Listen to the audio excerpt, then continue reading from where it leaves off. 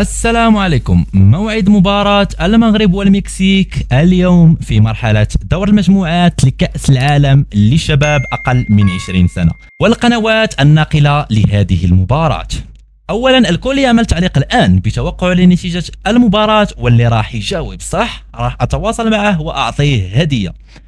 ستجرى مباراة المغرب والمكسيك في مرحلة دور المجموعات لكأس العالم للشباب أقل من 20 سنة اليوم السبت 4 أكتوبر 2025 في تمام الساعة 12 صباحا بتوقيت المغرب وتونس والجزائر، 2 صباحا بتوقيت مصر والسعودية والعراق إن شاء الله. وسيتم نقل مباراة المغرب والمكسيك على قناة BN سبور المفتوحة.